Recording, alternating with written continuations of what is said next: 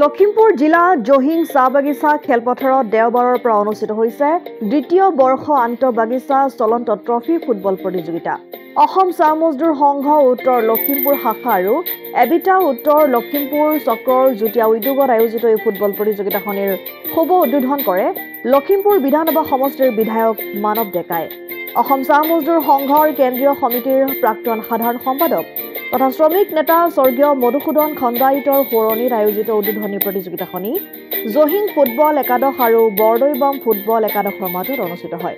উদ্বোধনী প্ৰতিযোগিতাখনিত খেল সমাপ্তিলৈকে দুয়ো দলে এক গোল কৰে যদিও পিছত ট্ৰাই ব্ৰেকাৰ পদ্ধতিৰে 5-4 গোলত বৰদৈবাম ফুটবল একাদশ জয়ী হ'বলৈ সক্ষম হয়। প্ৰতিযোগিতাখনি জহিং বাগিচা ফুটবল একাদশ বনাম বৰদৈবাম বাগিচা ফুটবল একাদশৰ মাজত অনুষ্ঠিত হৈছে আৰু ইতিমধ্যে খেল 1-1 গোলত ড্ৰৰে সমাপ্তি হৈছে। এতিয়া টাই ব্ৰেকাৰত ইয়াৰ ফলাফল উলিওৱা হ'ব। লখিমপুৰৰ পৰা ৰাহানুদ্দিন আহমেদৰ ৰিপৰ্ট, অসম আদিত্য। NKS হুণ্ডাইলৈ স্বাগতম। নৰ্থ ইষ্টৰ প্ৰথম GDSI 2.0 ফিচাৰ্ছ ডিলাৰ হৈছে NKS হুণ্ডাই।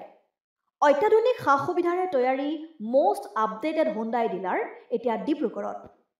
আমাৰ NKS হুণ্ডাই ডিলাৰত open sales consulted room, customer ৰুমৰ লগতে পুৰণি গাড়ীৰ এক্সচেঞ্জ ফেচিলিটিও ৰখা হৈছে। ইয়াত চেলছৰ লগতে ছাৰ্ভিচ ছেক্টৰৰ সুন্দৰ সুবিধা আছে। প্ৰয়োজনীয় সকলো এডভান্স টুলছ, হুইল বেলেন্সিং, এলাইনমেণ্টৰ অত্যাধুনিক machine, post hydraulic lift, fully ট্ৰেইনমেণ্ট পাৱাৰৰ লগতে nitrogen gas filling facility, fully automatic car washer ফেচিলিটিও আছে।